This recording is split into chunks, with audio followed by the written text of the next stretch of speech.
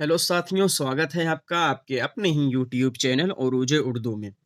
तो साथियों, थंबनेल देखकर आप समझ ही गए होंगे कि आज से आपका सीटेट हिंदी के लिए भी फ्री बैच 2025 शुरू हो चुका है। इसका टाइम दोपहर 3 बजे का होगा और ये आज पहला दिन होने वाला है। इसमें आपको फ्री थ्योरी वाइज वीडियोस दिए जाएंगे, free theory wise mock test दिए जाएंगे और फ्री नोट्स दिए जाएंगे। नोट्स आपको व्हाट्सएप ग्रुप पर मिलेगी और मॉक टेस्ट और फ्री वीडियोस आपको यूट्यूब पर ही मिल जाएगी। तो आज हम देखने वाले हैं भाषा और बोली क्या होती है और मातृभाषा और मानक भाषा में क्या फ़र्क होता है। जो अभी-अभी हमारे साथ नए साथी जुड़े हुए हैं, वो अगर सीटेट की पूरी तैयारी, कंप्लीट तैयारी करना चाहते हैं, तो हमारे चैनल को सब्सक्राइब करके नीचे डिस्क्रिप्शन बॉक्स में व्हाट्सएप ग्रुप लिंक दिया हुआ है, वहाँ से जॉइन हो सकते हैं और बिल्कुल फ्री नोट्स को हासिल कर सकते हैं, नोट्स को प्राप्त कर सकते हैं। तो चलिए आज की क्लास को बिना टाइम खराब किए हुए वीडियो को शुरू करते हैं। सबसे पहले भाषा और बोली में फ़र्क जानने से पहले ये देख लेते हैं कि हमारी भाषा क्या होती है, यानी हमारी लैंग्वेज क्या होती है, ठीक है? लैंग्वेज किसको कहते हैं? लैंग्वेज से भी सीटेट में बहुत क्वेश्चन बन जाता है।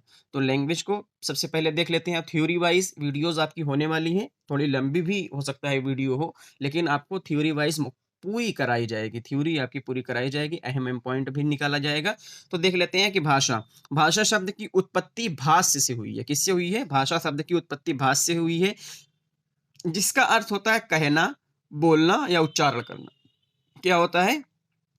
भाषा शब्द की उत्पत्ति भाष्य से हुई है, जिसका अर्थ होता है कहना, बोलना और उच्चारण करना।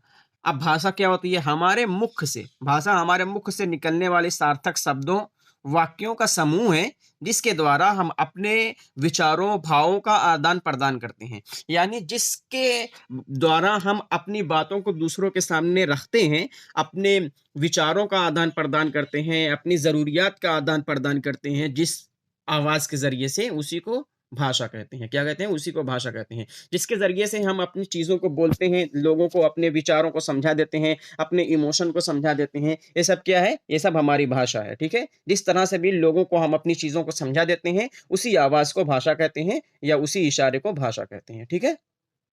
अब देख लेते हैं भाषा और अहम-अहम पॉइंट। भाषा क्या है? ये अभी थ्योरी नहीं शुरू हुई है, भाषा के लिए कुछ अहम-अहम पॉइंट है, कुछ मेन पॉइंट आपके लिए भाषा के लिए है। तो भाषा सामाजिक अंतःक्रिया का नतीजा है। सामाजिक अंतःक्रिया क्या होती है? यानी बच्चा जब समाज में जाता है, यानी बच्चा पैदा हुआ, बच्चे को अगर आप यही एक रूम में बंद करके रख दे रहे हैं, यही एक रूम है और उसी में बच्चे को क्या कर रहे हैं, खाना-पीना लाकर दे दे रहे हैं, तो बच्चा कभी ज़बान सीखेगा ही नहीं है, यानी बच्चा कभी भाषा सीख नहीं पाएगा। क्यों नहीं सीख पाएगा? क्योंकि वो दूसरे तक मिलता ही नहीं है। दूसरे लोगों से, जो समाज में रहने वाले लोग हैं या उसके परिवार में अगर बहुत बड़ा परिवार है, जॉइंट फैमिली है, उन लोगों से मिलेगा तो वो और अच्छी तरीके से भाषा सीख जाएगा और अच्छी तरह से वो भाषा को सीख सकता है। लेकिन अगर आप उसको एक कमरे में बंद कर दे रहे हैं और उस वहीं पर उसको खाना-पीना दे दे रहे हैं, तो वो कभी भाषा सीख नहीं पाएगा, ठीक है? तो भाषा क्या है? सामाजिक अंतःक्रिया का नतीजा है। आप जब समाज में जाएँगे, समाज से अंतःक्रिया करेंगे या अपने घराने में रहेंगे, यानी अपने खानदान, अपने घर में रहेंगे, तो आप वहाँ पर अंतःक्रिया करेंगे, लोगों से बातचीत करेंगे। तो जब बातचीत करेंगे तो उनसे जो गलत रहेगा आपको बीच में बोलेंगे या उनसे नकल कर से बच्चे सीख जाते हैं, ठीक है? भाषा क्या है? सामाजिक अंतःक्रिया का नतीजा है। उसके बाद क्या है? भाषा सामाजिक जीवन को सार्थक बनाती है। क्या करती है? भाषा सामाजिक जीवन को बामकसद बनाती है, यानी मकसद वाला बनाती है, सार्थक बनाती है। भाषा का प्रयोग ज्ञान प्राप्त करने के साधन के रूप में भी होता है। अगर हमको ज्ञान प्राप्त करना है तो बिना भाषा के हम ज्ञान प्राप्त ही नहीं कर सकते। जैसे आप यहाँ अभी हिंदी का फ्री बैच की तैयारी कर रहे हैं, सीटेट के लिए तैयारी कर रहे हैं आप, तो यहाँ आपको क्या किया जा रहा है? आपको हिंदी भाषा के ज़रिए से ही पढ़ाया जा रहा है, हिंदी भाषा के द्वारा ही पढ़ाया जा रहा है, हिंदी में लिख कर पढ़ाया जा रहा है, हिंदी में बोल कर पढ़ाया जा रहा है। ये सब क्या है? आपकी ज्ञान की प्राप्ति हो रही है। भाषा का प्रयोग ज्ञान प्राप्त करने के साधन के रूप में भी होता है, ठीक है? उसके बाद भाषा साहित्य, कला और संस्कृति के विकास में सहायक है। भाषा साहित्य, कला और संस्कृति के विकास में सहायक है। लिपि भाषा का एक रूप है। लिपि जो है भाषा का लिखित रूप है। लिपि क्या होती है? हम भाषा यानी आवाज़ से हम बोल देते हैं, हम अपनी आवाज़ों को बोलते हैं, वही हमारी भाषा है। चाहे आप उसको बोली बोलें, चाहे भाषा बोलें। लेकिन क्या है, ये जो लिपि होती है वो हम जब इसको लिख देते हैं, यही लिखित रूप हो जाता है, भाषा का लिखित रूप ही लिपि कहलाता है। ये अक्सर पूछ लिया जाता है, लिपि क्या होता है? भाषा का लिखित रूप होता है लिपि, ठीक है?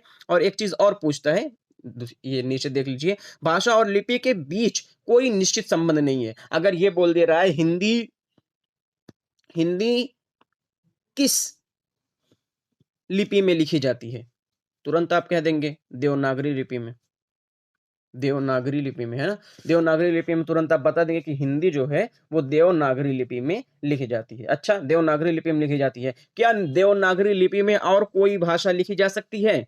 अब ये क्वेश्चन आपसे पूछता है कि क्या देवनागरी लिपि में कोई और भाषा लिखी जा सकती है? तो आप कहेंगे कि हिंदी सिर्फ लिखी जा सकती है, इंग्लिश तो रोमन भाषा है, उर्दू की नस्तलीक भाषा है, उर्दू ऐसे-ऐसे लिखी जाती है, इंग्लिश ऐसे लिखी जाती है, लेकिन हिंदी में नहीं लिखी जा सकती। बिल्कुल लिखी जा सकती है। बिल्कुल लिखी जा सकती है। ये देख लीजिए, किसी भी भाषा किसी भी लिपि में लिखी जा सकती है, अर्थात भाषा लिपि के अधीन नहीं है। यानी ये नहीं, ज़रूरी नहीं है कि भाषा एक ही लिपि में लिखी जाए। जैसे हम लोग व्हाट्सएप पर चैट करते हैं जब, जैसे हम लोग ऐसे बोल देते हैं, क्या कर रहे हो? है ना? यहाँ पर देख लेते हैं। हमने कहा कि क्या कर रहे हो? हमने किसी से पूछ लिया क्या कर रहे हो, है ना? तो हम इसको अपने जब व्हाट्सएप पर बात करते हैं, ज़रूरी नहीं हम इंग्लिश में ही इसको बोलें, व्हाट आर यू डूइंग? नहीं बोल रहे हैं हम। हम बोलते हैं कि ऐसे लिख देते हैं, क्या कर रहे हो? हम ऐसे पूछ लेते हैं। ये भी तो, अब ये रोमन में लिखा, रोमन लिपि में लिख उठी। आप तो अभी तक देवनागरी लिपि में थे, लेकिन कैसे रोमन लिपि में आ गए? तो कोई भी आपकी आपकी भाषा देवनागरी लिपि की ही थी, क्या कर रहे हो? ये देवनागरी लिपि में ही लिखा गया था, लेकिन आप इसको रोमन लिपि में भी लिख दिए।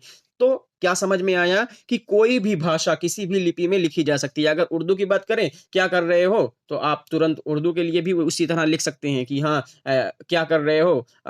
ये उर्दू में भी इस तरह से लिखा जा सकता है। आपके देवनागरी लिपि को उर्दू में भी लिखा जा सकता है, नस्तलीक में, रोमन में भी लिखा जा सकता है। तो कोई भी भाषा, ये जान लीजिए, कोई भी भाषा किसी भी लिपि में लिखी जा सकती है। ये अपने दिमाग में बैठा लीजिए।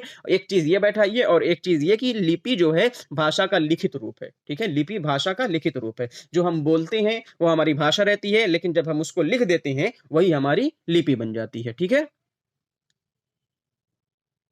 अब देख लेते हैं यहाँ से कि भाषा का भेद, यानी भाषा के कितने रूप होते हैं। भाषा 3 रूप की होती है, एक लिखित भाषा होती है, एक मौखिक भाषा होती है, एक सांकेतिक भाषा होती है। क्या-क्या होती है? अभी ये आपका भाषा सिर्फ़ चल रहा है, भाषा चल रहा है। अभी आपकी जो थ्योरी शुरू होनी है, वो थ्योरी नहीं शुरू हो रही है, अभी सिर्फ़ आपको भाषा के बारे में पढ़ाया जा रहा है, कुछ अहम-अहम पॉइंट बताया जा रहा है, यानी मेन-मेन पॉइंट बताया जा रहा है आपको कि भाषा क्या है। पहले आप भाषा समझ लीजिए, बुनियाद मजबूत कर लीजिए, उसके बाद थ्योरी वाइज़ आपको बोली और भाषा समझाई जाएगी और मानक भाषा, मातृभाषा में अंतर समझाया जाएगा। तो भाषा का भेद क्या है? कितने भेद के होते हैं? कितने रूप के होते हैं? भाषा कितने रूप हैं? तो लिखित भाषा, मौखिक भाषा और सांकेतिक भाषा। लिखित भाषा आप समझ ही गए होंगे, जो हम लिख देते हैं। मौखिक भाषा यानी जो हम बोलते हैं, और सांकेतिक भाषा जो हम इशारा से संकेत करके बताते हैं। ये सब चीज़ तो आप पढ़ ही चुके होंगे।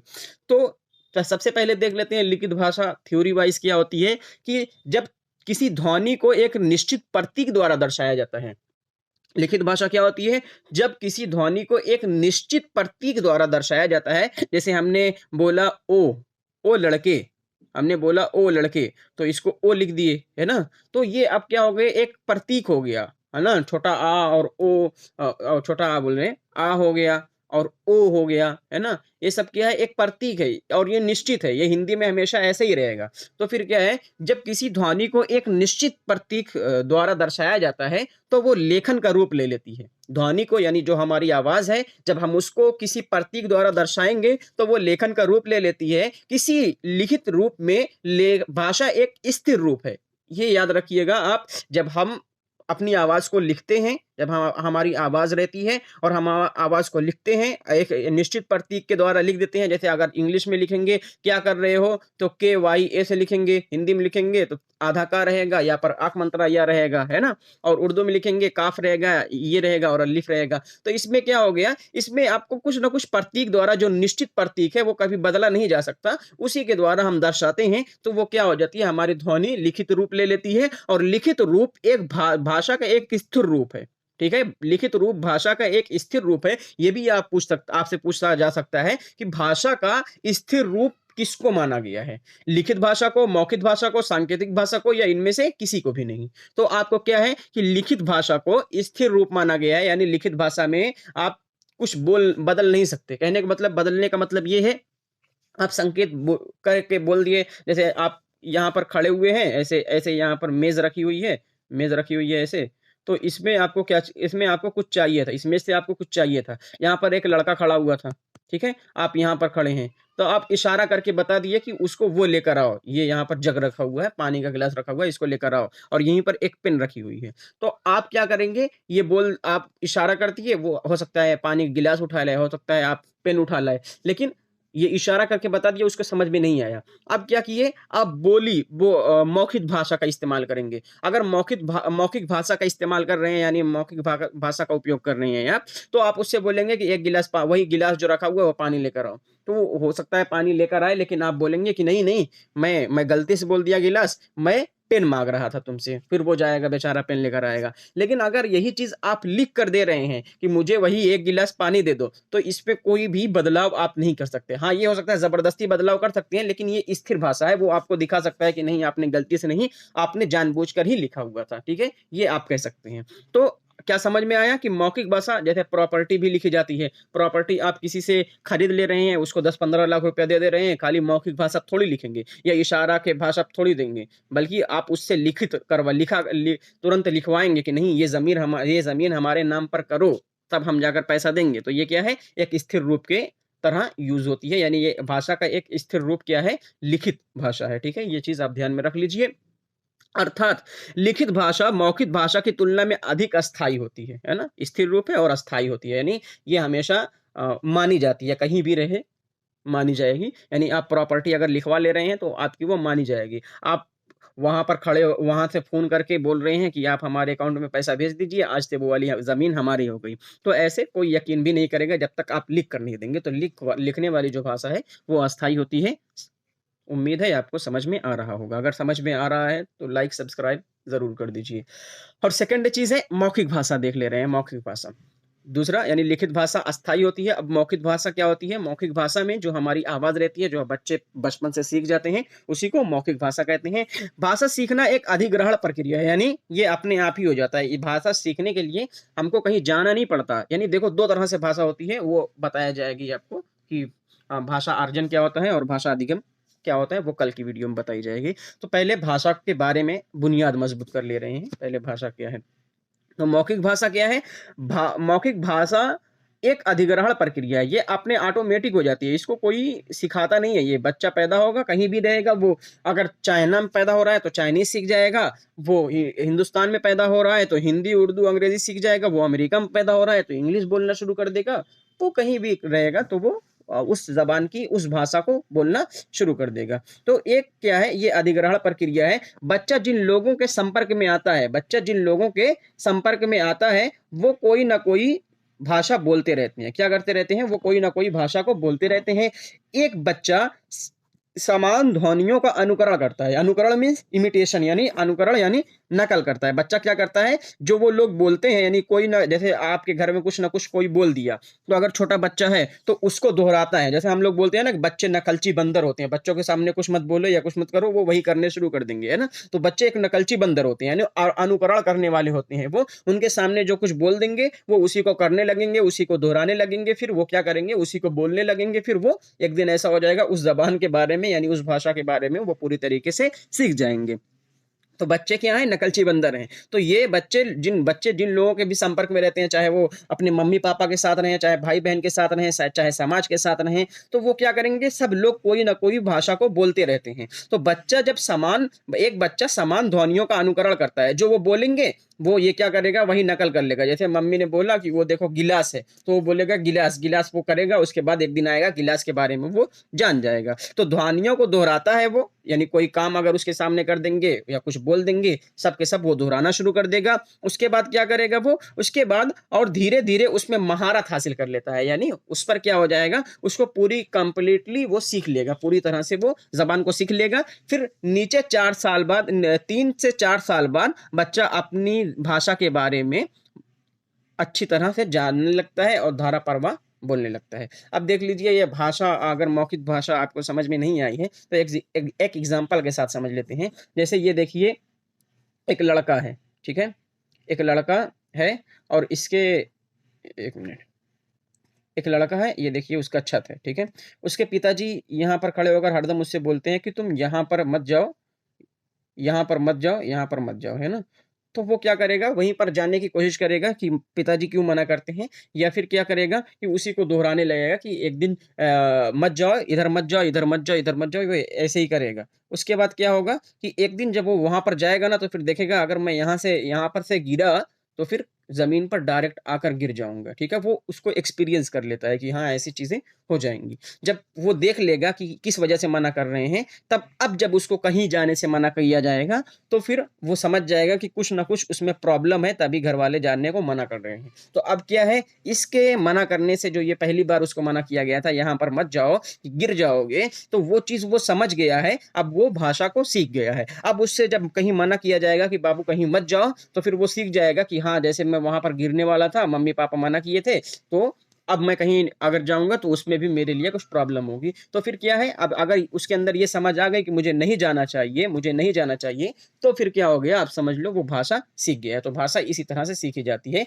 उससे उससे वो दोहराएगा, उसके बाद उसका मतलब समझेगा और फिर भाषा पर वो महारत हासिल कर लेगा। उम्मीद है आपको समझ में आ गया होगा। अब देख लेते हैं कि हमारी हमने क्या देखा है कि लिखित भाषा हो गई, अधिक अस्थायी होती है, मौखिक भाषा यानी ये अपने आप ही हो जाती है। उसके बाद क्या है, उसके बाद है कि हमारी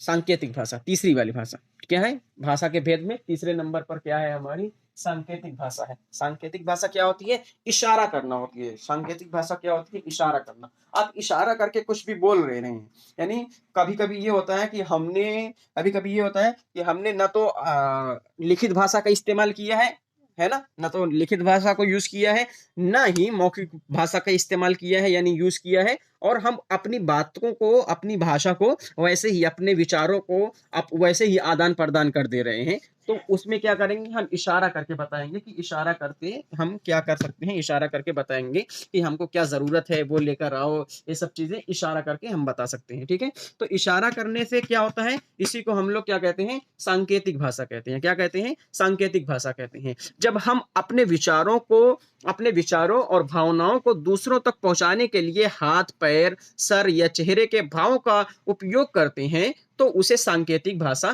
कहते हैं। क्या कहते हैं? कि जब हम अपने आदान-प्रदान करने के लिए अपने चीज़ों का, अपने अपने विचारों का, अपने भावों का, सबका आदान-प्रदान करने के लिए जब हाथ से इशारा करते हैं, पैर से इशारा करते हैं या फिर सर से इशारा करते हैं या आँख से इशारा करते हैं या चेहरे के भाव से का यूज़ करते हैं, चेहरे के एक्सप्रेशन का यूज़ करते हैं, तो उस भाषा को हम सांकेतिक भाषा कहते हैं। उम्मीद है आपको समझ में आ गया होगा। लिखित भाषा क्या होती है? जो हम अपनी ध्वनियों को किसी विशिष्ट चीज़ों से दर्शा देते हैं, विशिष्ट सिंबल से दर्शा देते हैं, तो फिर वो क्या हो जाएगी, हमारी सांकेतिक भाषा हो जाएगी। और जब यही चीज़ हम ज़बान से बोलते हैं, अपने मुँह से बोलते हैं, तो फिर वो क्या हो जाएगी, हमारी मौखिक भाषा हो जाएगी। और सांकेतिक भाषा क्या होती है? हाथ, पैर, सर, आँख या चेहरे के भावों का उपयोग जब करते हैं अपनी भाषा को, अपने भावों को, अपने विचारों को समझाने के लिए, तो वो क्या हो जाएगी, सांकेतिक भाषा हो जाएगी। उम्मीद है वीडियो आपको समझ में आ गया होगा यहाँ तक। तो भाषा अब आप समझ चुके हैं, ये अब हम मानकर चल रहे हैं। अब अपना क्लास यहाँ से शुरू हो रहा है कि ये भी बहुत अहम-अहम पॉइंट है, यानी ये भी एकदम मेन पॉइंट है। आपको इसको ध्यान देना है कि भाषा जैसे सांकेतिक भाषा में किस चीज़ का इस्तेमाल करते हैं हम, हाथ, पैर, आँख, चेहरे जितने भी जिसमें बोले ना और लिखे ना, वो सब के सब हमारी सांकेतिक भाषा हो जाएगी। उसके बाद किस चीज़ का इस्तेमाल करते हैं हम, लिखित भाषा का इस्तेमाल करते हैं, ज़मीन की प्रॉपर्टी के लिए लिखित भाषा का इस्तेमाल होता है। मौखिक भाषा का इस्तेमाल हम अपने रोज़मर्रा की ज़िंदगी में करते हैं। ऐसे करके भी क्वेश्चन पूछ सकता है कि राजू ने एक ज़मीन लिया, ठीक है? राजू राजू एक ज़मीन लिया। अब वो किस भाषा का प्रयोग करके उस ज़मीन को अपने नाम करेगा, ठीक है? क्या वो मौखिक भाषा से ही, उसका बहुत अच्छा रिश्तेदार है तो मौखिक भाषा से ही वो काम चल जाएगा, लिखित भाषा से या सांकेतिक भाषा से? इस तरह से भी आपसे क्वेश्चन पूछा जा सकता है। कहने का मतलब ये है, कुछ भी हाल हो, कोई भी सिचुएशन हो, आपको लिखित भाषा को ज़्यादा महत्व देना है, यानी ये अस्थायी होती है, आपको इस चीज़ का ध्यान देना है। आप जब भाषा के ऊपर सवाल आ जाए, तो आप ये जान लीजिए कि आप प्रॉपर्टी खरीदने आए हुए हैं। अब प्रॉपर्टी खरीदने के लिए आप क्या करेंगे, वही भाषा है, ठीक है? भाषा की अधिक अस्थायिता जो रहेगी, स्थिरता जो रहेगी, वो क्या रहेगी, आप यही सोचकर चलिएगा कि मैं ज़मीन खरीदने आया हूँ और ज़मीन मेरी खुद की है। अगर मैं इसका सही तरह से ये ज़मीन का देख-रेख नहीं किया, तो ज़मीन मेरे हाथों से जा सकती है। इस तरह से आप जब क्वेश्चन दिमाग में बैठाकर हल करेंगे, तो आपको समझ में आ जाएगा कि आप किस भाषा की तरफ जाएँगे, ठीक है? अब देख लेते हैं भाषा और बोली। भाषा और बोली में क्या फ़र्क होता है? बोली और भाषा, ठीक है? भाषा और बोली यानी सबसे पहले बोली को देख लेते हैं, उसके बाद फिर भाषा को देखेंगे।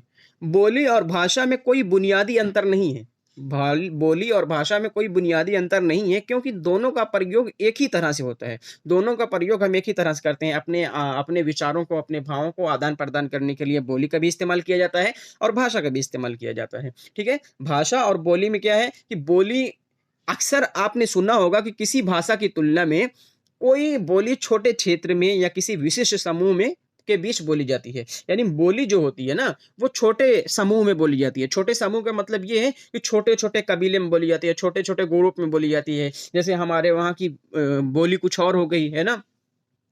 जैसे मगधी बोली हो गई या फिर कुछ और खड़ी बोली हो गई, तो कुछ और बोली कहीं भी बोली जाती है, लेकिन हमारी भाषा तो हिंदी है ना, हमारी भाषा हिंदी है, हमारी भाषा उर्दू है, हमारी भाषा इंग्लिश है, ये हम पढ़ते लिखते हैं, लेकिन हमारी जो घर की बोली है, जैसे देहाती भाषा में हम अबे-तबे करके कुछ लोग बोलते हैं, है ना? या कहाँ जइलू इस तरह से बोलते हैं, तो ये सब क्या है, हमारी भाषा है। कहीं और जैसे एक कहावत भी है कि डेढ़ डेढ़ कोस पे पानी बदले 3 कोस पे वाणी, है ना? 2 कोस पे या 1.5 कोस पे पानी बदले 3 कोस पे वाणी। यानी 3 कोस आप जाएँगे 2-3 किलोमीटर, अगर आप अपने घर से चले जाइए, तो फिर वहाँ से 2-3 किलोमीटर या 5-6 किलोमीटर में आपकी बोली चेंज हो जाएगी। यानी आप देखेंगे कि मैं अगर यहाँ पर एक शहर है, शहर से 3 किलोमीटर की दूर पर एक गाँव है, तो शहर में कुछ और भाषा बोली जाएगी, यानी कुछ और बोली बोली जाएगी, और यहाँ पर जब गाँव में जाएँगे आप, तो गाँव में कुछ और बोली बोली जाएगी। तो गाँव बोली और भाषा में यही फ़र्क है कि बोली जो है वो एक छोटे-छोटे एरिया में भी बोली जा सकती है। यहाँ पर बोली कुछ और बोली जा रही है, 3 किलोमीटर बाद कुछ और बोली बोली जा रही है, 4 किलोमीटर बाद कुछ और बोली बोली जा रही है, यहाँ पर कुछ और बोली बोली जा रही है।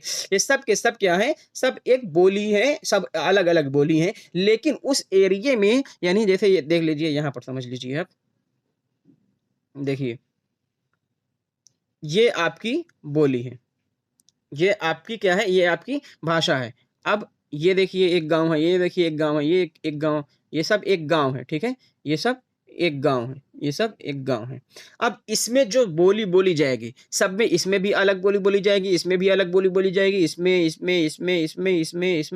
सब अलग बोली बोली जाएगी। लेकिन अगर यहाँ पर हिंदी बोली जा रही है, यहाँ पर हिंदी बोली जा रही है, तो ये सब जो बोलियाँ बोली जा रही है ना, सब हिंदी की दूसरी शक्ल रहेंगी। हिंदी की दूसरी शक्ल ये ज़बान रहेंगी। यानी ये बोलियाँ हिंदी की दूसरी शक्ल रहेंगी। ये बोलियाँ भी हिंदी कहलाएँगी, लेकिन हिंदी की दूसरी शक्ल रहेंगी। आपकी जुलाई वाले में जो 7 जुलाई 2024 में जो सीटेट हुआ था, उसमें ये क्वेश्चन एसएसटी में पूछा गया था, एसएसटी में, ठीक है? तो एसएसटी या हिंदी में पूछा गया था कि एक बोली बोली जा रही है, जैसे तमिल या कुछ ऐसे ज़बान लेकर बोली जा रही थी, कि क्वेश्चन था कि अगर एक बोली जैसे हिंदी बोली बोली जा रही है, उसके आस-पास हिंदी भाषा एक जगह की भाषा, एक एरिया की भाषा हिंदी है। और उसके आस-पास जो बोलियाँ बोली जा रही हैं, उनको आप किस तरह से जानेंगे? तो वो भी उसको उसका किस रूप से आप जानेंगे, इस तरह से था। तो वो हिंदी का ही रूप रहेंगी, जो आस-पास की ये वाली सब बोलियाँ हिंदी का ही रूप रहेंगी, क्योंकि हिंदी ज़बान वहाँ की ज़बान है और उसी के रूप में ये सब बोलियाँ भी बनी हुई हैं। ये सब बोलियाँ भी उसी के रूप में बोली जा रही हैं, ठीक है? तो हिंदी का रूप ही रहेंगी उसके आस-पास की बोलियाँ, ठीक है?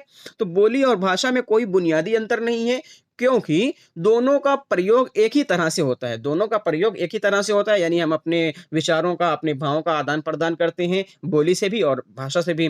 अक्सर आपने सुना होगा कि किसी भी भाषा की तुलना में कोई बोली छोटे क्षेत्र में या किसी विशिष्ट समूह में बोली जाती है। इसका कोई लिखित रूप नहीं होता है। अब देखिए यहाँ से समझने की बात आ गई कि अगर आपने अभी तक नहीं समझा कि बोली और भाषा में क्या फ़र्क होता है, यहाँ से आप समझ जाएँगे कि इसका कोई लिखित रूप नहीं होता है, इसका कोई संगठित रूप और नियम नहीं है और ये बार-बार बदलता रहता है। अब एक चीज़ आप अपनी भाषा में समझ ले रहे हैं, अपनी भाषा में, ऐसे खेल-कूद की भाषा में समझ लेते हैं। बोली वो होती है जो कुछ भी बोल दे रहे हैं आप। भाषा वो होती है जो व्याकरण के साथ बोल रहे हैं, बस यही फ़र्क है, ठीक है? व्याकरण के साथ, ठीक है? क्या है कि हमारी बोली क्या है? बोली आप कुछ भी बोल दे रहे हैं और भाषा के लिए आपको व्याकरण का सहारा लेना पड़ता है, मतलब आपको ग्रामर यूज़ करना पड़ेगा, आपको कवायद इस्तेमाल करना पड़ेगा, आपको ग्रामर और व्याकरण यूज़ करना पड़ेगा, तो आप भाषा बोलेंगे। यानी भाषा एक लिखित रूप है, इसके नियम भी हैं, इसके कानून भी हैं, इसके कानून को आपको फ़ॉलो करना है, इसके नियम को आपको फ़ॉलो करना है, तब आप भाषा बोल पाएँगे।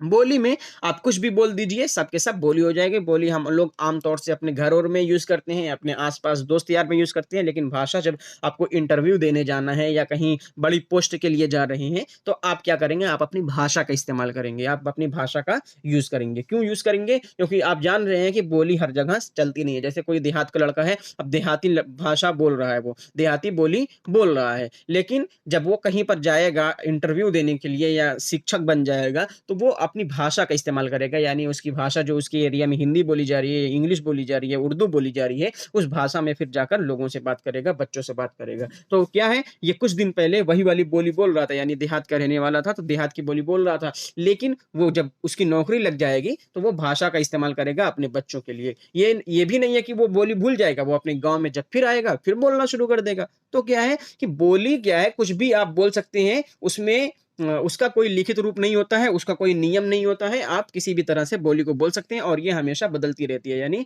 आप इसमें इसका कोई रूप नहीं है और कोई निश्चित रूप नहीं है, तो ये हमेशा बदलती रहती है। जबकि भाषा एक व्यापक अवधारणा है। व्यापक अवधारणा है। भाषा के कुछ नियम और कानून होते हैं, भाषा के कुछ नियम और कानून होते हैं। इसका एक मानक लिखित और मौखिक रूप है। इसे साहित्यिक दर्जा भी प्राप्त है। यानी साहित्यिक दर्जा भी प्राप्त रहता है भाषा को, और इसका लिखित भी मौखिक भी रूप होता है, और इसके नियम कानून भी होते हैं जिसको आपको फॉलो करना है। तो हमको क्या सीधा-सीधा क्या बात समझ में आई कि बोली जो होती है वो कुछ भी होती है, उसका लिखित रूप नहीं होता है, उसको हम किसी भी तरह से बोल सकते हैं, लेकिन भाषा बोलने के लिए हमको उसका व्याकरण को समझना पड़ेगा, उसके व्याकरण को पढ़ना पड़ेगा, उसके कानून को फॉलो करना पड़ेगा, तब हम जाकर भाषा बोल पाएँगे। ठीक है? समझ में आ गया आपको? आगे बढ़ते हैं। मातृभाषा। अब ये भाषा और बोली में आपको समझ में आ गया, अब मातृभाषा और मानक भाषा को समझ लेते हैं कि मातृभाषा क्या है? मातृभाषा से तात्पर्य क्या है? मातृभाषा से तात्पर्य बच्चे के घर, परिवार और आस-पड़ोस में बोली जाने वाली भाषा से है। यानी जो हमारी मातृभाषा है, वो बच्चे के आस-पास, उसके परिवार, उसके घर में बोली जाने वाली भाषा से है। उसी की जो बच्चा पैदा होगा, एक चीज़ ऐसे ही समझ लेते हैं आपको, जैसे ये बच्चा पैदा हुआ, ठीक है? बच्चा ये पैदा हुआ, अब इसके आस-पास जो बोलियाँ बोली जाएँगी, उसी से ये अंतःक्रिया करेगा, यानी ये भी सुनेगा और फिर धीरे-धीरे क्या कर लेगा, ये उसको अपनी ज़बान पे रिपीट रिपीट करेगा, यानी दोहराएगा, फिर धीरे-धीरे यही ज़बान को वो सीख जाएगा, चाहे आप बोली बोल रहे हैं, चाहे भाषा बोल रहे हैं, कुछ भी आप बोल रहे हैं, इसी को वो बच्चा सीख जाएगा। ये उसके मम्मी-पापा, हाँ, एक चीज़ और, कभी-कभी ये होता है ना कि मम्मी जैसे पंजाब की हैं, पापा उत्तर प्रदेश के रहने वाले हैं। तो पापा अपनी उत्तर प्रदेश की बोली बोल रहे हैं और मम्मी अपने पंजाब की बोली बोल रही हैं। तो कभी-कभी ये, और बाहर बच्चा क्या होता है, जब अपने चाची-चाचा के पास जाता है तो वो हिंदी सुनता है, तो फिर क्या हो गया कि वो अपने उत्तर प्रदेश की भी बोली सीख जाएगा, पंजाब की भी बोली सीख सकता है और हिंदी भाषा भी सीख सकता है। कहने का मतलब क्या है कि अगर बच्चे के साथ 4-5 तरह की भी बोली बोली जा रही है, तो बच्चे उसको नकल कर के कुछ यहाँ की भी बोली सीख सकता है, कुछ उत्तर प्रदेश की भी बोली सीखता है, कुछ पंजाब की और कुछ हिंदी भी सीख सकता है। तो कभी-कभी ये होता है, छोटे पर से ही बच्चा कई लैंग्वेज जानता रहता है। अगर पंजाब का रहने वाला है, पंजाब की मम्मी है, तो पंजाबी भी बोलेंगी, ज़रूर ही वो पंजाबी कुछ ना कुछ सीख लेगा। हिंदी अगर उत्तर प्रदेश के रहने वाले लोग हैं, उसके पापा, तो उत्तर प्रदेश के भी बोलने शुरू कर देगा। हरियाणा के कोई रहने वाला है, तो हरियाणा के भी 2-4 अल्फाज को वो जान जाएगा, 2-4 शब्द को जान जाएगा। तो इससे क्या पता चला कि भाषा जो है वो बच्चों के आस-पास जो भी चीज़ बोली जाएगी, वो उसको सीख लेगा। कभी-कभी वो 2-4 भाषा से ज़्यादा, 2-4 बोली या 2-4 भाषा से ज़्यादा भी जान सकता है छोटे से ही। वो 1 भाषा से ज़्यादा भी वो भाषा सीख सकता है, अगर उसके घर में बोली जा रही हो, तो ये आपको समझ में आ जाना चाहिए। मातृभाषा से तात्पर्य बच्चे के घर, परिवार और आस पड़ोस में बोली जाने वाली भाषा से है। ये वह भाषा है जो बच्चा स्वाभाविक रूप से अपने मस्तिष्क से सीखता है। स्कूली शिक्षा शुरू होने से पहले ही बच्चा अपनी मातृभाषा की जटिलताओं, बारीकियों और संरचनाओं को आत्मसात कर लेता है। यहाँ पर ध्यान दे दीजिए कि यहाँ पर साफ साफ लिखा हुआ है, स्कूली शिक्षा शुरू होने से पहले ही, स्कूली शिक्षा शुरू होने से पहले ही बच्चा अपनी मातृभाषा की जटिलताओं, बारीकियों और संरचनाओं को आत्मसात कर लेता है। यानी जो उसकी मातृभाषा है उसके बारे में कंप्लीटली वो जानता रहता है। और एक चीज और यहाँ पर बताते चलें कि जब बच्चा दाखिला लेगा, यानी जब बच्चा एडमिशन कराता है, तो वो 5000 शब्द को जानता रहता है। 5000 शब्द वो अपने पास रखे रहता है, यानी 5000 दिमाग में उसके रहते हैं। 5000 शब्द को वो अपनी भाषा के जानता रहता है। तब वो, यानी 5 साल तक, याद रखिए 5 साल तक बच्चा 5000 शब्द को जान जाता है। ठीक है, तो हमने क्या देखा कि स्कूली शिक्षा शुरू होने से पहले, यानी स्कूल में जाने से पहले ही बच्चा अपनी मातृभाषा की जटिलताओं, बारीकियों और संरचनाओं को आत्मसात कर लेता है। यानी पूरी तरीके से कंप्लीटली अपनी जबान को, अपनी भाषा को वो जानता रहता है और उसमें पूर्ण भाषाई क्षमता आ जाती है। यानी भाषा को किस तरह से इस्तेमाल करना है उसको आ जाता है। और कई बार बच्चे स्कूल आने से पहले ही एक से अधिक भाषाएं बोलना और समझना सीख लेते हैं। एक से अधिक भाषाएं बोलना और समझना सीख लेते हैं। यानी स्कूल अगर आया नहीं, उससे पहले भी वही, उसकी मम्मी अगर पंजाब की हैं, पापा उत्तर प्रदेश के हैं, तो वो उत्तर प्रदेश की भी बोली सीख जाएगा और पंजाब की भी बोली सीख सकता है। तो वो सब क्या हो गया, उसके मातृभाषा हो जाएंगी। यानी एक से ज्यादा बोली क्यों, किस वजह से वो सीख गया, एक से ज्यादा भाषा किस वजह से सीख गया, क्यों? क्योंकि उसके मम्मी पापा अलग अलग ढंग से थे और वो उनको सुन रहा था, जिसकी वजह से वो सीख गया। ठीक है, लेकिन कम से कम वे भाषा को, एक भाषा को, यानी सीख जाते हैं, कई भाषा भी सीख जाते हैं, लेकिन कम से कम वो एक भाषा ठीक से बोलते हैं और उसका प्रयोग भी ठीक से करते हैं। यानी जैसे देखिए, पंजाब से उसकी मम्मी थी तो पंजाबी बोल रही थी, लेकिन पापा के साथ वो बहुत ज्यादा रह रहा था, पापा के साथ वो लड़का बहुत ज्यादा रह रहा था, तो पापा की बातों को ज्यादा सीख गया। पापा वाले यानी उत्तर प्रदेश की भाषा को वो अच्छी तरह से सीख गया है और वो ज्यादा बेटर बोल पाता है। जबकि पंजाबी उसकी मम्मी बोलती है तो कभी कभी उसको पंजाबी में थोड़ा सा दिक्कत होती है। लेकिन एक भाषा जब वो स्कूल में आएगा तो एक भाषा कंफर्म बात है, यानी कंफर्म बात है कि वो क्या है, एक भाषा को अच्छी तरह से बोलेगा और उसका प्रयोग कर पाएगा। भाषा बच्चे की जानकारी के भंडार के रूप में भी काम करती है। यानी उसको जो जानकारी होती है वो भाषा से ही होती है। जैसे उसको पेन पकड़ा दीजिए तो वो सीख कर आएगा पहले से, ये पेन होती है, ये पेंसिल होती है, तो भाषा से ही जानकारी उसकी बढ़ती है। अगर आसमान है तो आसमान को आप बताएंगे कि उसको आसमान कहते हैं, उसको बादल कहते हैं, उसको चांद कहते हैं, उसको सूर्य कहते हैं, ये सब आप उसको बताएंगे और भाषा के बारे से ही, भाषा के द्वारा ही वो अपनी जानकारी का भंडार बनाएगा, यानी अपने दिमाग में उन सब चीजों को बैठाएगा। ठीक है, ये हो गई आपकी मातृभाषा। अब देख लेते हैं, हाँ, मातृभाषा में और कुछ चीजें हैं। मातृभाषा ये है कि काम करती रहती हैं, भंडार के रूप में काम करती रहती हैं और इस भाषा के माध्यम से, यानी मातृभाषा ही अभी तक पढ़ रहे हैं। अभी इसमें एनसीएफ 2005 को भी पढ़ना है और राइट टू एजुकेशनल एक्ट पढ़ना है। आगे इसी में रहेगा, मातृभाषा में ही रहेगा। तो इस भाषा के माध्यम से बच्चा अपने अपने तथा दूसरे के अनुभवों को सुरक्षित रखता है। यानी अनुभव क्या होता है, उसको भाषा के जरिए से ही सुरक्षित करता है। इस प्रकार मानव विचार और पहचान का भाषा से गहरा संबंध है। यानी मानव का विचार और पहचान वो उसे भाषा से ही वो जानेगा। पहचान अगर आपको समझ में नहीं आई हुई है, देख लीजिए। जैसे बच्चा क्या है, बच्चे को आपने क्या सिखाया कि एक लड़का है, यहाँ पर छोटे बच्चे को सिखा दिया कि ये देखिए, बॉय मीन्स होता है लड़का, बॉय मीन्स होता है लड़का। ठीक है, तो अब वो बॉय को जान गया कि बॉय हमेशा लड़का ही होगा, गर्ल हमेशा लड़की ही होगी। ठीक है, कभी ये नहीं हो सकता बॉय, ये वाला बॉय सिर्फ लड़का है, अगर कोई लड़की आ जाएगी वो भी बॉय हो जाएगी, नहीं, वो जान जाएगा कि बॉय हमेशा लड़का ही होगा। तो क्या हो गया, उसको पहचान भी आ जाती है, उसका मानव का जो विचार रहता है वो भी उसको आ जाता है, विचार का आदान प्रदान कर लेता है भाषा से। और इससे यानी हमारा जो है, हमारा गहरा संबंध रहता है। एक बच्चे की एक से अधिक मातृभाषा हो सकती है, एक से अधिक मातृभाषा हो सकती है, क्योंकि ये संभव है कि माँ घर पर एक भाषा बोलती है लेकिन पिता दूसरी भाषा बोलते हैं। यानी मम्मी अगर हरियाणा की है तो मम्मी हरियाणा भी बोलती हैं और पापा अगर पंजाब से हैं तो पापा पंजाबी बोलते हैं। तो क्या है कि माँ घर पर एक भाषा बोलती है लेकिन पिता क्या है दूसरी भाषा बोलता है,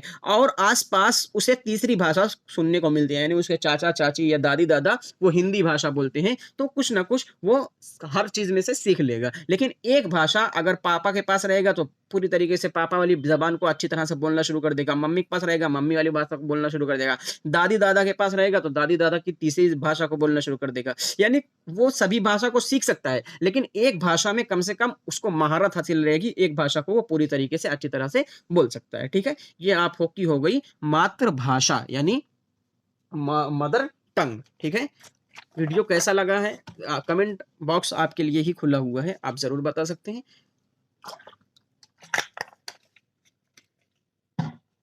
उसके बाद देख लेते हैं मनोविज्ञान।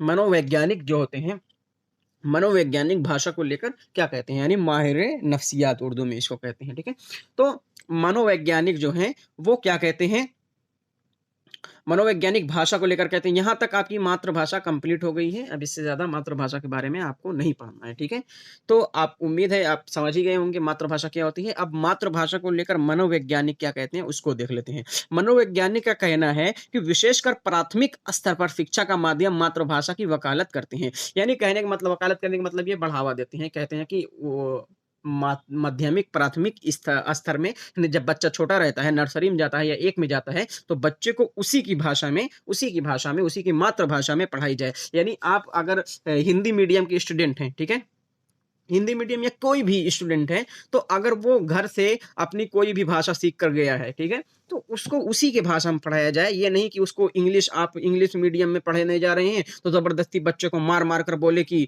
आप ये ऐसा मत बोलिए कि मैं बाहर जा रहा हूँ, मैं बाहर जा सकता हूँ, नहीं मैं आई गो आउट बोलिए। इस तरह से जबरदस्ती आप नहीं बोल सकते, नहीं करवा सकते। ठीक है, बच्चे को उसके प्राथमिक स्तर पर ही, प्राथमिक स्तर में उसकी मातृभाषा से ही आप सिखाइए, ये कहते हैं मनोवैज्ञानिक कहते हैं। ठीक है, इसके लिए हमारा कुछ कानून भी कहता है, हमारे कानून भी, ये तो खाली ये अगर इसकी इनकी बात तो ना मानी जाए तो कोई हमारे संविधान में कोई फर्क नहीं पड़ेगा, लेकिन हमारा संविधान भी यही इसी बात को कहता है। आगे देखते हैं कि भाषा को नजरअंदाज करना या शिक्षा में इसे खत्म करने की कोशिश करना बच्चे के व्यक्तित्व में हस्तक्षेप करने के समान है। यानी कहने का मतलब ये है, बच्चे का जो व्यक्तित्व है, बच्चा है, वो बच्चा एक सफेद कागज की तरह है, उसमें जो आप लिखेंगे वो छप जाएगा, लेकिन और बच्चा अपने दिमाग से भी बहुत सी चीजों को क्रिएट करता है, बहुत सी चीजों को बनाता है। तो क्या है, कहने का मतलब ये है कि अगर बच्चे को हम उसकी मातृभाषा में बोलने का अधिकार नहीं दे रहे हैं, बच्चे का कोई डाउट है, बच्चे से बोले नहीं तुमको मातृभाषा में नहीं बोलना है, इंग्लिश में पूछो, इंग्लिश मीडियम का ये स्कूल है, इंग्लिश में ही पूछो, तो फिर क्या करेगा बच्चा, फिर अपना क्वेश्चन पूछना ही बंद कर देगा। एक दिन ऐसा आएगा कि बच्चा एकदम बेकार हो जाएगा पढ़ने लिखने में। ठीक है, क्यों? क्योंकि हमने उसको आजादी दी ही नहीं, हमने स्वतंत्रता दी ही नहीं कि वो अपनी जबान में पूछ सके। यानी वो अपनी भाषा में, अपनी हिंदी भाषा में या जो भी भाषा को वो बोल रहा है उसमें अपनी मातृभाषा में क्वेश्चन पूछने की हमने अनुमति दी ही नहीं, जिसकी वजह से बच्चा एक दो बार पूछेगा, जब आप कहेंगे कि नहीं जबरदस्ती तुम इंग्लिश में पूछो, इंग्लिश में पूछो, तो बच्चा फिर कभी अपना डाउट पूछेगा ही नहीं, और एक दिन ऐसा आएगा कि बच्चा एकदम पूरी तरीके से बेकार हो जाएगा। ठीक है, तो हमको क्या करना है, हमको प्राथमिक स्तर पे, यानी जब बच्चे छोटे हैं तो उनकी मातृभाषा, वो कुछ भी सीख कर आ रहे हैं, चाहे देहाती भाषा सीख कर आ रहे हैं, पंजाबी भाषा सीख कर आ रहे हैं, हरियाणवी भाषा सीख कर आ रहे हैं, उनको उन्हीं के भाषा में समझाया जाए कि क्या कहते हैं उनको, उसको कोई भी चीज आप पढ़ा रहे हैं उसकी मातृभाषा में क्या कहा जा रहा है, मातृभाषा को एक्सेप्ट करना है और मातृभाषा के अकॉर्डिंग ही आपको प्राथमिक स्तर पर पढ़ाना है। ठीक है, ये मनोवैज्ञानिक कहते हैं और हमारा संविधान भी कहता है। आगे देखते हैं, यह वो साधन है जिसके द्वारा बच्चा बाहरी दुनिया से जुड़ता है, यानी मातृभाषा से ही बाहरी दुनिया से जुड़ेगा। ठीक है, बच्चा मातृभाषा से ही बाहरी दुनिया से जुड़ेगा और इसे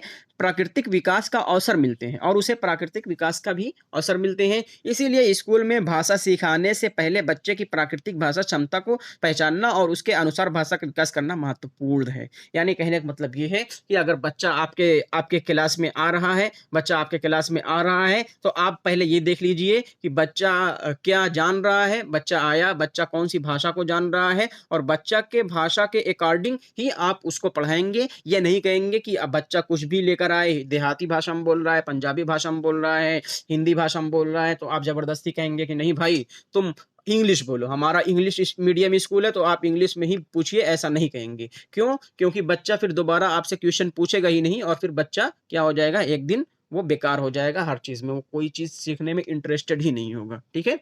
तो आपको कोई ज़बरदस्ती नहीं करनी है, बच्चा जो भी सीख कर आ रहा है, आपको उसमें ही उसको एक्सेप्ट करना है, उसकी भाषा को, उसकी मातृभाषा को एक्सेप्ट करना है और उसी में पढ़ाना है और उसी में उसका विकास करना है। अब देख लेते हैं कुछ हमारे संविधान, कुछ एक्ट्स भी कहते हैं कि बच्चे की मातृभाषा जो होनी चाहिए प्राथमिक स्तर पर ही होनी चाहिए। तो 1 अप्रैल RTE act, right to educational act, 1 अप्रैल को लागू हुआ था राइट टू एजुकेशनल एक्ट 2009, ठीक है? इसमें क्या बताया गया था, ये है कि बच्चों की निःशुल्क शिक्षा और अनिवार्य शिक्षा के अधिकार के अनुसार, ठीक है? राइट टू एजुकेशनल एक्ट यानी पढ़ने का हक, ठीक है? पढ़ने का हक जो बच्चों का निःशुल्क दिया गया था इस एक्ट में। तो क्या है कि 1 April right to educational act ये आपको कंप्लीट पढ़ाया जाएगा कुछ दिनों में, यानी पूरी तरीके से इसमें और बातें कही गई हैं, तो इसको पूरी तरीके से पढ़ाया जाएगा। इसके अनुसार भी हम देख लेते हैं, यहाँ इसके अनुसार भी बताया गया है, ये सिर्फ़ भाषा के लेकर, मातृभाषा को लेकर बताया गया है, इसमें और बातें हैं, उसको भी डिटेल में पढ़ेंगे, लेकिन इसको डिटेल में पढ़ेंगे लास्ट में क्योंकि ये बहुत बड़ा वास्ट टॉपिक है। तो जहाँ तक संभव हो बच्चे की प्राथमिक शिक्षा उसकी मातृभाषा में होनी चाहिए। राइट टू एजुकेशनल एक्ट क्या कहता है? बच्चों की जो शिक्षा होनी चाहिए वो मातृभाषा में होनी चाहिए जहाँ तक संभव हो। और इसी प्रकार राइट टू एजुकेशनल एक्ट क्या कहता है? जहाँ तक संभव हो बच्चों की प्राथमिक शिक्षा मातृभाषा में ही होनी चाहिए। ये आप टिक कर लीजिए, ये आपके लिए बेहद ज़रूरी है। चाहे मन कहे लिख लीजिए, स्क्रीनशॉट ले लीजिए और पीडीएफ इसकी जो फ्री मिलेगी आपको, वो यहाँ पर नहीं मिलेगी, आपको व्हाट्सएप ग्रुप पर ही मिलेगी। आप वहाँ से जाकर इसको हर चीज़ की पीडीएफ बिल्कुल फ्री ले सकते हैं, कोई भी चार्जेज़ आपके लिए नहीं रखा गया है।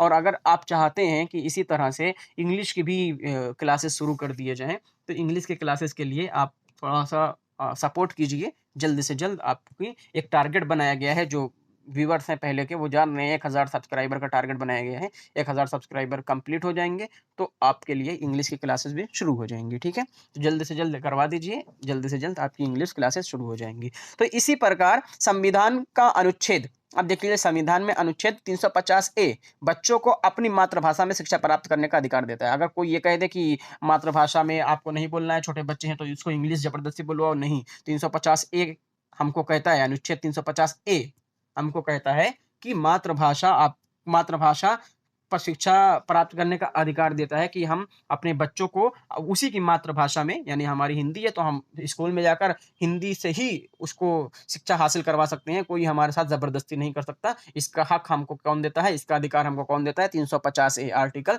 350 ए, ठीक है?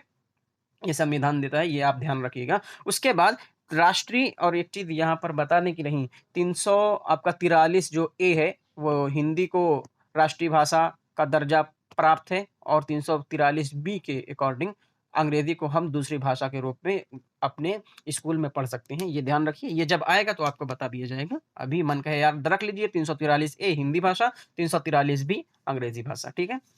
अब राष्ट्रचर्या रूपरेखा एनसीएफ 2005 को देख लेते हैं। एनसीएफ 2005 का विचार है कि बच्चा अपना ज्ञान स्वयं बनाता है, यानी बच्चा खुद से ही अपना ज्ञान को बनाता है, तभी वास्तविकता बन सकता है, तभी ये हो सकता है, ये संभव हो सकता है, जब हम बच्चे को मातृभाषा के व्यक्त करने, मातृभाषा में हर चीज़ को व्यक्त करने की, सोचने की स्वतंत्रता देंगे। मातृभाषा दूसरी भाषा और विदेशी भाषा सीखने में भी मदद करती है, ठीक है?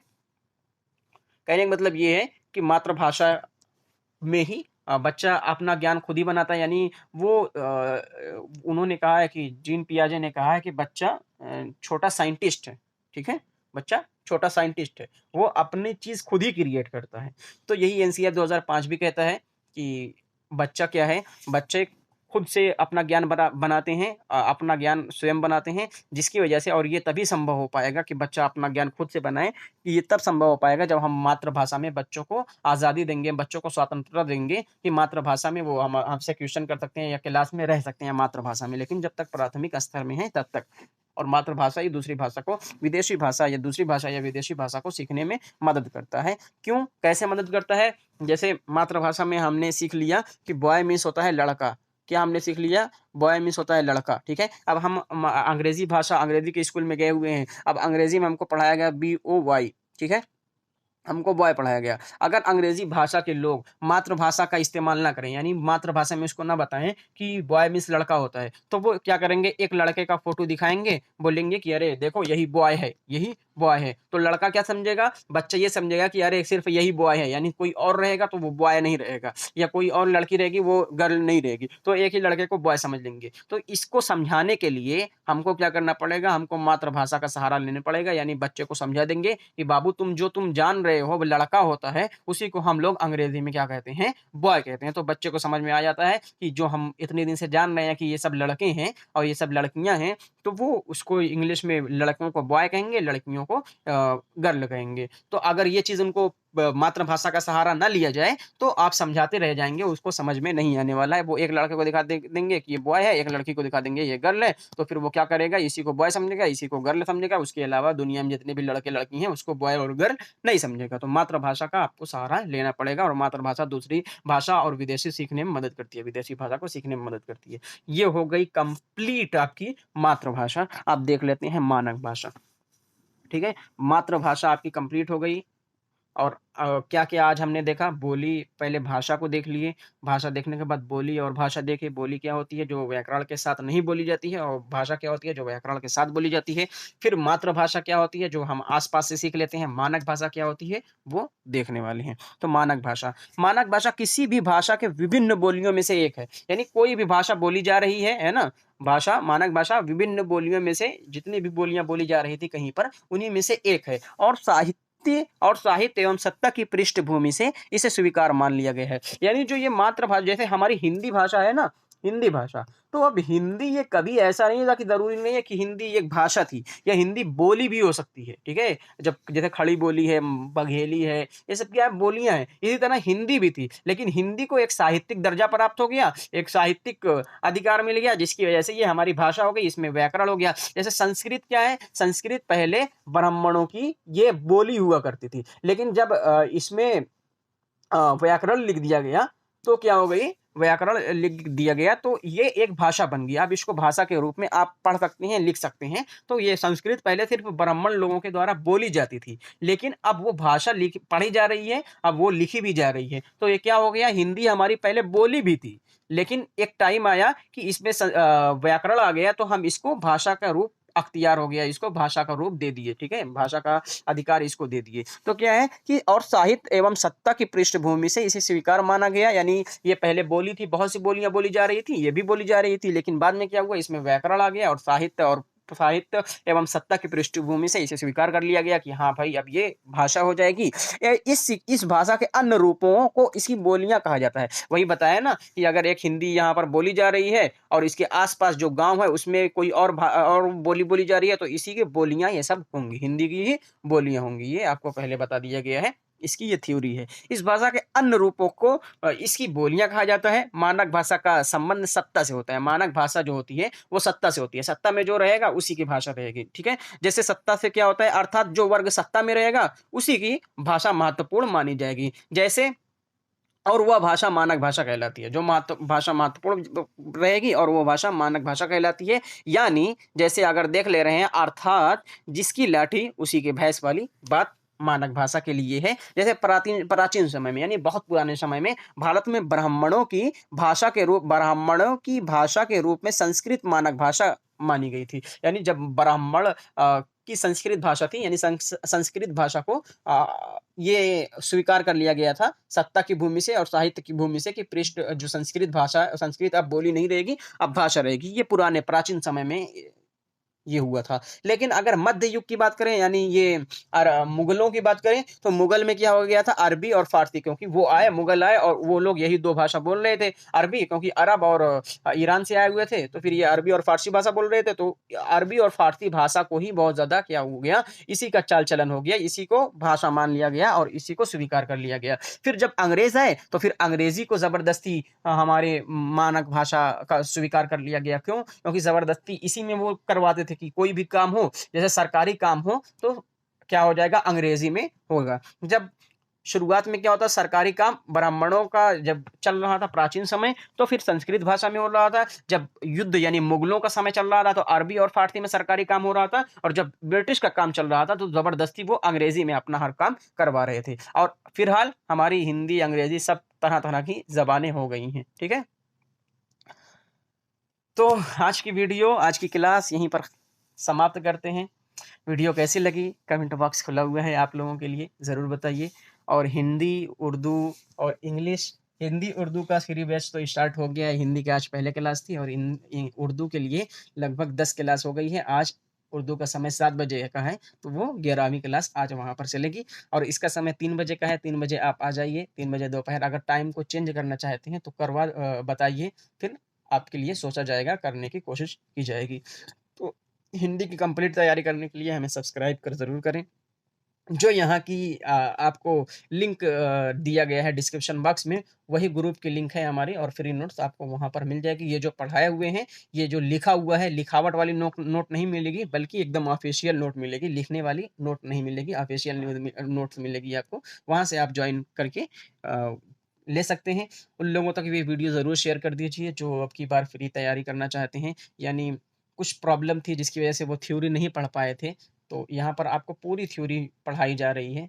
तो आप ज़रूर शेयर कर दीजिए, सपोर्ट कीजिए। और 1000 सब्सक्राइबर जो आपको बताया गया है कि कुछ शर्तें रखी गई हैं, तो 1000 सब्सक्राइबर जल्द से जल्द करवा दीजिए। तो आपके लिए इंग्लिश का भी बैच फ्री ऐसे ही शुरू कर दिया जाएगा, क्योंकि पेड क्लास लाना बेहतर नहीं है। पेड क्लासेस में बहुत लोग नहीं खरीद पाते हैं, या बहुत लोग लेना नहीं चाहते। पेड क्लास अगर हिंदी खरीदें, उर्दू खरीदें, इंग्लिश खरीदें, सीडीपी खरीदें, सोशल साइंस या मैथ इंग्लिश खरीदें, तो 3-4 हज़ार रुपया बैठ जाता है। इसी को मद्देनज़र रखते हुए आपके लिए फ्री बैच शुरू किया गया है। तो हम ये मेहनत कर रहे हैं आपके लिए, तो आपका भी थोड़ा-सा सपोर्ट बनता है कि आप सपोर्ट कीजिए। और कोई भी जानकारी चाहते हैं तो आप इस नंबर पर मैसेज या कॉल एनी टाइम कर सकते हैं। तो आपको वीडियो कैसी लगी ज़रूर बताइएगा, लाइक सब्सक्राइब करके ही जाइएगा। फिर मिलते हैं अगली क्लास में, तब तक के लिए जय हिंद, जय भारत।